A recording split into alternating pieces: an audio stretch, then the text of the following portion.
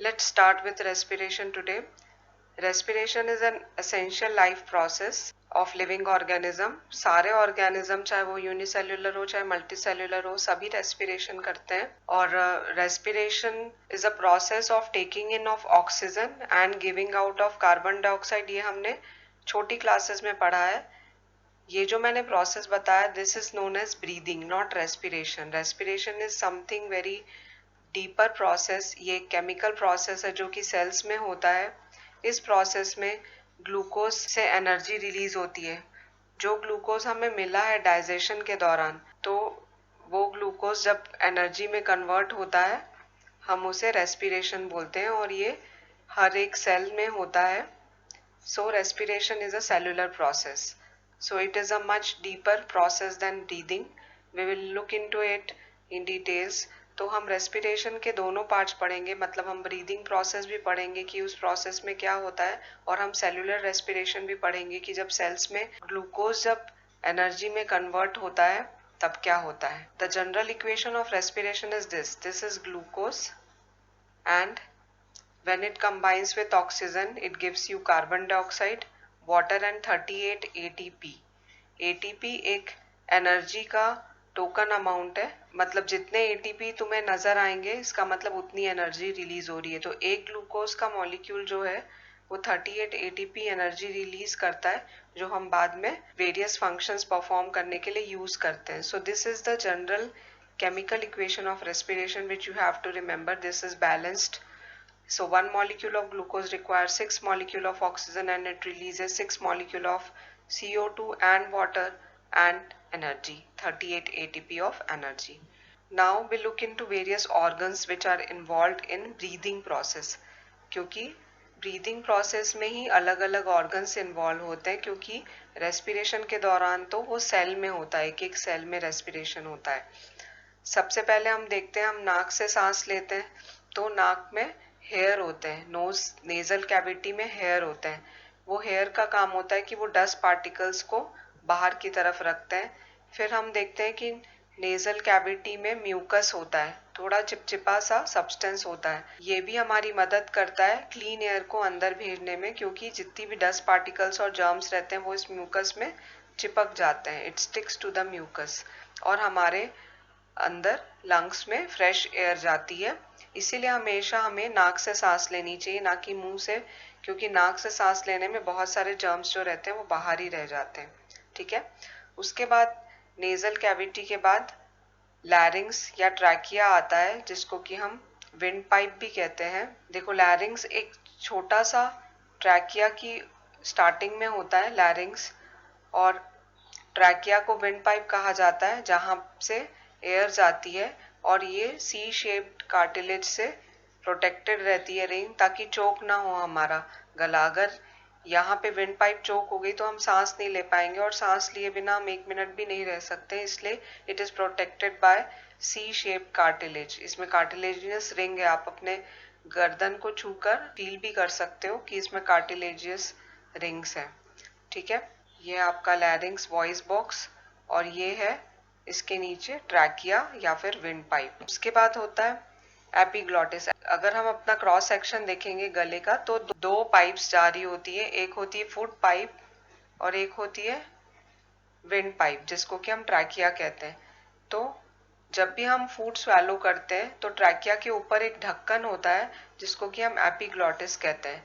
जब भी हम फूड स्वैलो करते हैं तो ये ढक्कन जो है वो बंद हो जाता है और उस थोड़े से मिनी सेकेंड्स के लिए उस माइक्रो सेकेंड्स के लिए हम सांस नहीं ले पाते हैं. आप अभी प्रैक्टिस करके देख सकते हो कि जब भी आप कुछ चीज गटकोगे तो आप उस मोमेंट में सांस नहीं ले पाओगे ना ही आप कुछ बोल सकते हो उस मोमेंट में क्योंकि जब हम बोलते भी हैं तब भी हम लंग्स का यूज करते हैं और एयर जो है वो हमारे ट्रैकिया और लैरिंग से गुजरती है.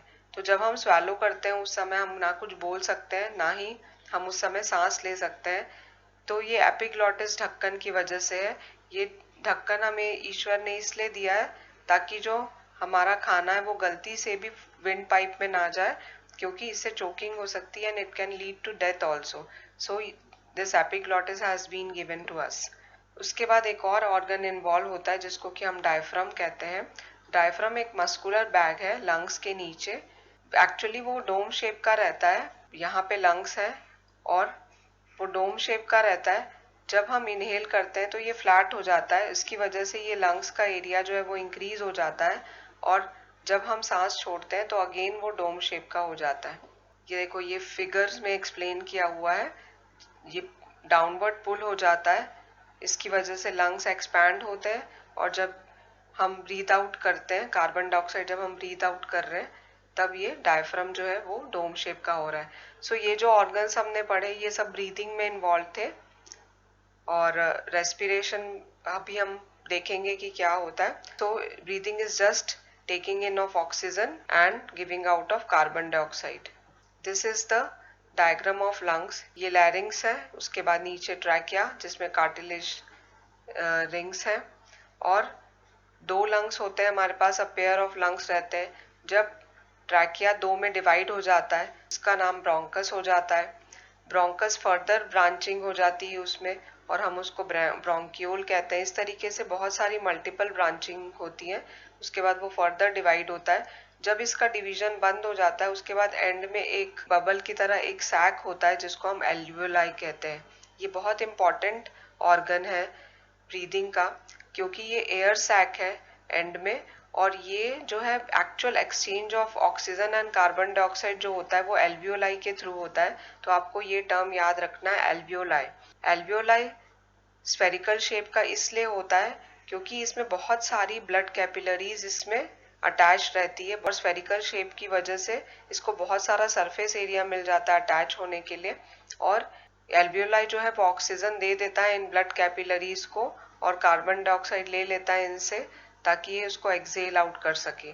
सो exchange of gases takes place through alveoli और यहाँ पे प्रोसेस होता है डिफ्यूजन का। डिफ्यूजन की वजह से ये ऑक्सीजन और कार्बन डाइऑक्साइड का एक्सचेंज होता है।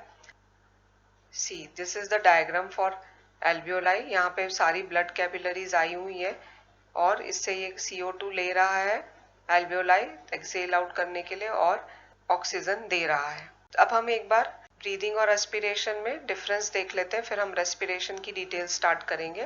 ब्रीदिंग जो है उसमें ऑक्सीजन इनहेल किया जाता है और कार्बन डाइऑक्साइड एक्सेल किया जाता है, दैट्स इट। जबकि रेस्पिरेशन में एक्चुअली ग्लूकोज का ब्रेकडाउन होता है to produce energy for performing various functions. ये लंग्स में होता है। ब्रीदिंग का मेन रेस्पिरेटरी ऑर्गन जो है वो लंग्स है, जबकि रेस्पिरेशन का फंक्शनल ऑर्गन जो है वो सेल है। ब्रीदिंग एक फिजिकल प्रोसेस है जबकि रेस्पिरेशन एक केमिकल प्रोसेस है। ब्रीदिंग जो है उसमें कोई एनर्जी प्रोड्यूस नहीं होती है बल्कि हमें एनर्जी लगती है। जब हम ब्रीथ करते हैं हमारा लंग्स एक्सपैंड हो रहा है और डायफ्राम फ्लैट हो रहा है, ये सारी प्रोसेस में हमारी एनर्जी यूज होती है, जबकि रेस्पिरेशन में एनर्जी रिलीज होती है in the form of ATP। ये एक एक्स्ट्रा सेल्यूलर प्रोसेस है, ये सेल के बाहर होता है, आउटसाइड द सेल, इसलिए इसको एक्स्ट्रा सेल्यूलर प्रोसेस कहते हैं। And respiration is intracellular process because it takes place inside the cell. इसमें कोई एंजाइम्स की रिक्वायरमेंट नहीं होती है क्योंकि ये फिजिकल प्रोसेस है। इसमें बहुत सारे एंजाइम्स लगते हैं ग्लूकोज को एनर्जी में कन्वर्ट होने के लिए। ब्रीदिंग के जो ऑर्गन्स हैं वो है nose, lungs, alveoli, but respiration का जो ऑर्गन है वो सेल के ऑर्गेनेल्स होते हैं, माइटोकॉन्ड्रिया, साइटोप्लाज्म। अब हम रेस्पिरेशन प्रोसेस देखते हैं डिटेल में। रेस्पिरेशन जो प्रोसेस होता है वो 2 तरीके का होता है, एरोबिक रेस्पिरेशन और एनारोबिक रेस्पिरेशन।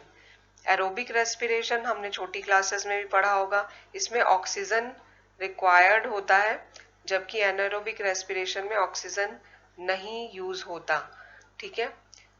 एरोबिक रेस्पिरेशन सबसे ज्यादा इंपॉर्टेंट फॉर्म ऑफ रेस्पिरेशन है। सारे ऑर्गेनिज्म में एरोबिक रेस्पिरेशन ही होता है। कुछ एक ऑर्गेनिज्म होते हैं जो लोअर ऑर्गेनिज्म होते हैं, मे बी यूनिसेलुलर ऑर्गेनिजम्स होते हैं या प्रोकैरियोट्स होते हैं, उनमें एनारोबिक रेस्पिरेशन हो सकता है। वो भी सिर्फ उनके सर्वाइवल के लिए रहता है कि कभी अगर ऑक्सीजन नहीं मिला तो भी वो एनारोबिक रेस्पिरेशन करके वो सरवाइव कर सकते हैं। इसका मतलब ये हुआ कि कुछ ऑर्गेनिज्म जो एनारोबिक रेस्पिरेशन कर पाते हैं वो एरोबिक भी कर पाते हैं और मेन उनका जो मोड ऑफ रेस्पिरेशन होता होगा वो एरोबिक ही होता होगा, बट कई बार सीवियर कंडीशन में अगर ऑक्सीजन उन्हें नहीं मिल रहा है तो वो एनारोबिक रेस्पिरेशन करके अपना काम चला लेते हैं। सो लोअर ऑर्गेनिज्म में भी कई बार दोनों ही टाइप के रेस्पिरेशन होते हैं और वो एनारोबिक रेस्पिरेशन सिर्फ अपने सर्वाइवल के लिए करता है। बाकी जो मेन मोड ऑफ रेस्पिरेशन है वो एरोबिक ही है।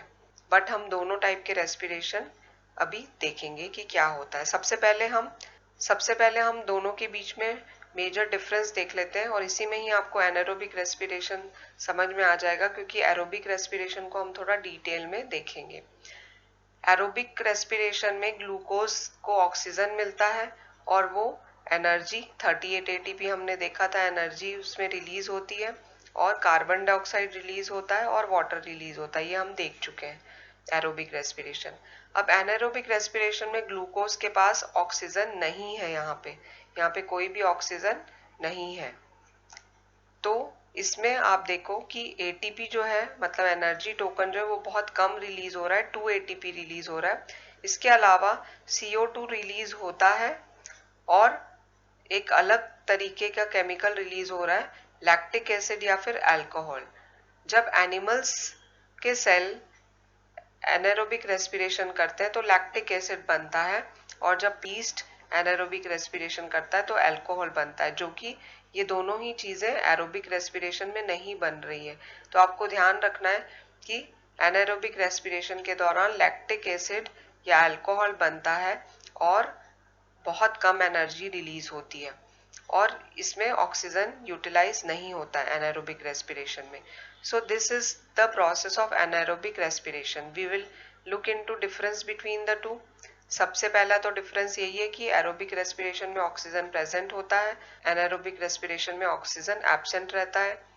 एरोबिक रेस्पिरेशन साइटोप्लाज्म और माइटोकॉन्ड्रिया दोनों में होता है, जबकि एनारोबिक रेस्पिरेशन सिर्फ साइटोप्लाज्म में होता है। अभी हम देखेंगे, जब हम एरोबिक रेस्पिरेशन देखेंगे तो हम यही प्रोसेस को देखेंगे कि क्या होगा यहाँ पे साइटोप्लाज्म और माइटोकॉन्ड्रिया में क्या होगा, और एनारोबिक रेस्पिरेशन सिर्फ साइटोप्लाज्म में होता है। इसमें ग्लूकोज जो है वो कार्बन डाइऑक्साइड और वाटर में ब्रेक होता है, जबकि इसमें ग्लूकोज जो है वो alcohol, ethyl alcohol, carbon dioxide energy में ब्रेक डाउन होता है। इसमें सारे ऑर्गेनिजम्स एरोबिक टाइप का रेस्पिरेशन करते हैं, जबकि एनारोबिक रेस्पिरेशन जो है वो लोअर ऑर्गेनिज्म करते हैं, और वो भी टेम्पररी मेजर है उनका। कभी अगर ऑक्सीजन उन्हें ना मिले तभी वो यूज करते हैं ये वाला रेस्पिरेशन का मैकेनिज्म। अब हम एरोबिक रेस्पिरेशन पे आ जाते हैं। एरोबिक रेस्पिरेशन भी 2 स्टेप प्रोसेस है। एरोबिक रेस्पिरेशन जो है वो ग्रीक वर्ड से डिराइव हुआ है। एर means air and BIOS means life. इसमें बहुत एनर्जी रिलीज होती है, हमने देखा 38 एटीपी एनर्जी रिलीज हो रही है इसमें। और ये इसका प्रोसेस, केमिकल प्रोसेस जो हम देख चुके हैं, एक मॉलिक्यूल ग्लूकोज का 6 मॉलिक्यूल ऑक्सीजन से कंबाइन होके, और साथ में काफी सारे एंजाइम्स यूज होते हैं, और carbon dioxide, water and ATP या एनर्जी रिलीज होती है। और फिर जब हमें जरूरत होती है तो हम स्टोर्ड एनर्जी को यूज कर सकते हैं। आपको मैं बता चुकी हूँ कि एरोबिक रेस्पिरेशन 2 स्टेप्स में होता है। एक स्टेप को हम ग्लाइकोलिसिस कहते हैं और एक को हम क्रेब्स साइकिल कहते हैं। ये जो आगे मैं आपको बताने जा रही हूँ इसको बहुत ध्यान से सुनना और इसको साथ में ही याद भी कर लेना। सबसे पहला हम देखते हैं ग्लाइकोलिसिस। ग्लाइकोलिसिस जो प्रोसेस है, इसमें शुगर जो है ब्रेक डाउन होता है, और इसको हम EMP पाथवे भी कहते हैं। ये मैं आपको फुल फॉर्म लिख के दे रही हूँ, बट इसे याद रखने की जरूरत नहीं है। आपको बस ये याद रखना है कि ग्लाइकोलिसिस को EMP पाथवे भी कहा जाता है। ये इसका एक और नाम याद रखना है, बट आप उसको इसका फुल फॉर्म याद रखने की नीड नहीं है। और इस प्रोसेस में शुगर जो है वो ब्रेक डाउन होता है। ये सबसे फर्स्ट प्रोसेस है, और ये वाला प्रोसेस आपको ध्यान रखना है कि ये एरोबिक रेस्पिरेशन में भी होता है और एनारोबिक रेस्पिरेशन में भी होता है। अभी हमने देखा कि एरोबिक रेस्पिरेशन के 2 पार्ट्स हैं, एक ग्लाइकोलिसिस और एक Krebs cycle. Krebs cycle anaerobic respiration में एब्सेंट होता है, बट ग्लाइकोलिसिस एक ऐसा स्टेप है जो चाहे एरोबिक रेस्पिरेशन हो चाहे एनारोबिक रेस्पिरेशन हो, ये वाला स्टेप होगा ही। ठीक है, और ये साइटोप्लाज्म में होता है। इसीलिए हमने देखा था कि जो एनारोबिक रेस्पिरेशन है वो सिर्फ साइटोप्लाज्म में होता है, क्योंकि ग्लाइकोलिसिस का प्रोसेस होता है इसमें, और ये साइटोप्लाज्म में होता है। तो हमने क्या क्या देखा अभी ग्लाइकोलिसिस के बारे में, कि इसको EMP पाथवे कहा जाता है। ये फर्स्ट स्टेप है, इसमें शुगर ब्रेक डाउन होती है और ये एरोबिक और एनारोबिक मोड्स ऑफ रेस्पिरेशन दोनों में ही पाया जाता है और ये साइटोप्लाज्म में होता है। इस प्रोसेस में ग्लूकोज जो कि 6 मॉलिक्यूल कंपाउंड है C6H12O6, ये 2 टुकड़ों में टूट जाता है जो कि 3 कार्बन कंपाउंड होता है। ये सिंपली 2 टुकड़ों में टूटेगा। ये मैं जो यहाँ पे फॉर्मूला लिख रही हूँ ये कोई परमानेंट कंपाउंड नहीं है, पायरुवेट इसको कहते हैं। ये कोई परमानेंट कंपाउंड नहीं है, कोई स्टेबल कंपाउंड नहीं है। ये बस समझो कि एक ग्लूकोज के 2 टुकड़े हो गए हैं और एक टुकड़े को हम पायरुवेट कह रहे हैं और ये 3 कार्बन कंपाउंड कहा जाता है क्योंकि इसमें 3 कार्बन है। आपको केवल इतना ही ध्यान रखना था ग्लाइकोलिसिस में कि ग्लाइकोलिसिस एक प्रोसेस है जिसमें ग्लूकोज जो है वो 2 कंपाउंड्स में ब्रेक डाउन हो जाता है। एक कंपाउंड को हम पायरुवेट कहते हैं which is a 3 carbon compound. It takes place in cytoplasm. It happens both in aerobic and anaerobic respiration and it is also known as EMP pathway. Next is the Krebs cycle. इसको हम TCA cycle भी कहते हैं। आपको इसका दूसरा नाम याद रखना है, TCA cycle। अब जो हमें पायरुवेट मिला है या पायरुविक एसिड मिला है वो माइटोकॉन्ड्रिया में जाता है और ये वाला प्रोसेस जो है ये माइटोकॉन्ड्रिया में होता है and it does not take place in anaerobic respiration. Anaerobic respiration में ये वाला स्टेप मिसिंग है। अब जो पायरुवेट हमें मिला है फाइनली वो ब्रेक डाउन होके CO2 में और ATP में कन्वर्ट हो रहा है। ठीक है, इस प्रोसेस में फाइनल ब्रेक डाउन होता है पायरुवेट का और वो कार्बन डाइऑक्साइड ATP और वाटर मॉलिक्यूल में कन्वर्ट हो जाता है। ठीक है, सो हमने देखा कि जो ग्लूकोज है C6H12O6 वो ग्लाइकोलिसिस जब हो रहा है ये हो रहा है साइटोप्लाज्म में। इस प्रोसेस में वो 2 पायरुवेट मॉलिक्यूल में चेंज हो रहा है जो कि एक 3 कार्बन कंपाउंड है और ये वाला प्रोसेस जो है वो साइटोप्लाज्म में हो रहा है। It is the step which takes place both in aerobic and anaerobic respiration. अब यहाँ से डिफरेंस आ गया है। अब इस पायरुवेट को अगर ऑक्सीजन मिल जाएगा तो मतलब ये एरोबिक रेस्पिरेशन का प्रोसेस है। अब अगर इसे ऑक्सीजन मिल गया है तो वो किस में कन्वर्ट होगा, CO2, H2O और 38 ATP ऑफ एनर्जी में कन्वर्ट होगा। अगर इसे ऑक्सीजन नहीं मिलता है, ठीक है, ये तो एरोबिक रेस्पिरेशन का पार्ट हो गया। अब अगर इसे ऑक्सीजन नहीं मिलता है तो ये किस में कन्वर्ट होगा, डिपेंड करता है कि ये कहाँ पे हो रहा है। अगर ये हमारी मसल सेल में हो रहा है, मसल सेल्स भी एनारोबिक रेस्पिरेशन करते हैं। अगर ये मसल सेल में हो रहा है तो ये लैक्टिक एसिड बनाएगा। कार्बन डाइऑक्साइड बनाने के अलावा ये एक्स्ट्रा क्या बनाएगा, लैक्टिक एसिड बनाएगा। देखो जब हम बहुत ज्यादा एक्सरसाइज करते हैं तो मसल सेल को इतनी जल्दी ऑक्सीजन नहीं मिलता क्योंकि हम उतने स्पीड से ब्रीथ नहीं कर पाते, तो मसल सेल तक उतनी जल्दी ऑक्सीजन नहीं पहुंचता और वो फटाफट एनारोबिक रेस्पिरेशन करके लैक्टिक एसिड बनाता है। इसीलिए जब हम बहुत ज्यादा रिगरस एक्सरसाइज करते हैं तो हमको मसल क्रैम्प्स होते हैं, हमको बहुत ज्यादा पेन होता है क्योंकि ये लैक्टिक एसिड वहां पे जमा हो जाता है। और ये क्यों हुआ है लैक्टिक एसिड जमा, क्योंकि मसल सेल्स ने एनारोबिक रेस्पिरेशन किया है। ठीक है, तो इससे तुम्हें याद रहेगा कि जब मसल सेल्स एनारोबिक रेस्पिरेशन करते हैं तो लैक्टिक एसिड फॉर्म होता है। फिर हम थोड़ी मालिश वालिश करते हैं, उसके सेल्स में से लैक्टिक एसिड रिमूव करते हैं, तब हमारा दर्द ठीक होता है। ये दर्द की होने की वजह है लैक्टिक एसिड। अब अगर ये पायरुवेट जो है वो यीस्ट सेल में है तो यीस्ट सेल में पायरुवेट जो है वो क्या बना देगा, अल्कोहल बना देगा। इथाइल अल्कोहल है ये C2H5OH, अल्कोहल और कार्बन डाइऑक्साइड, और दोनों ही केस में 2 ATP ऑफ एनर्जी रिलीज होती है, बहुत कम एनर्जी रिलीज होती है। ठीक है, so this is the whole summary of aerobic and anaerobic respiration.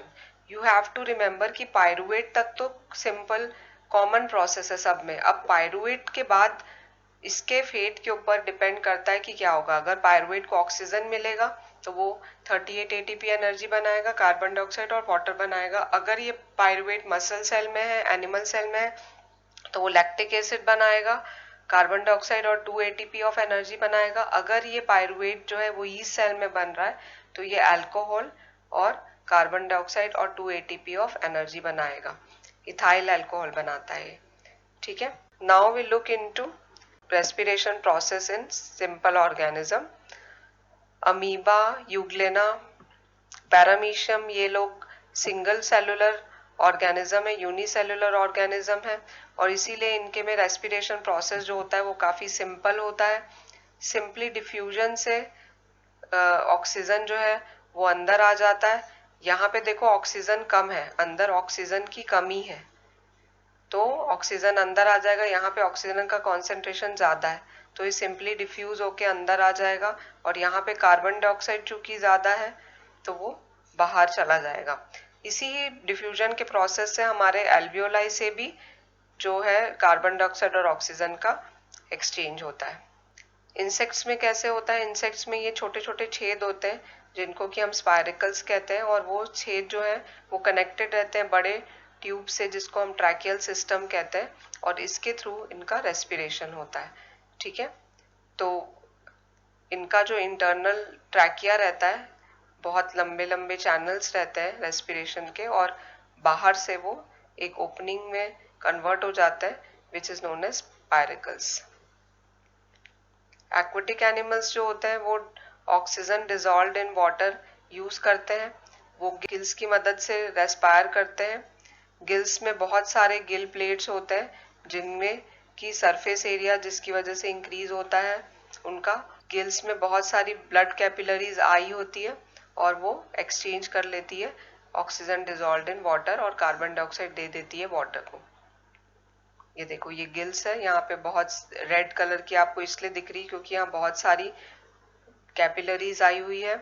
Water fish जो है वो माउथ से लेती है, ये गिल से पास होता है और फिर वहां से सारा डिफ्यूजन प्रोसेस हो जाता है और वो ऑक्सीजन लेके कार्बन डाइऑक्साइड छोड़ देती है, ठीक है। प्लांट्स में कैसे होता है रेस्पिरेशन? प्लांट्स में स्टोमेटा पोर्स होते हैं जिनसे सारा गैसियस एक्सचेंज होता है।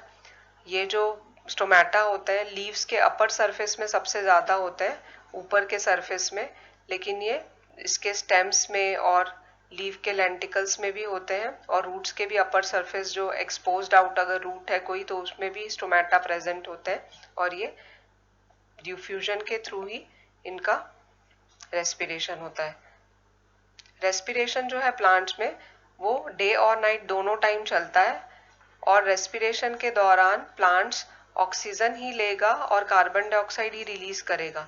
बच्चों को कई बार कंफ्यूजन होता है, उनको लगता है प्लांट्स जो है वो हमेशा कार्बन डाइऑक्साइड लेते हैं और ऑक्सीजन छोड़ते हैं, बट ऐसा नहीं है।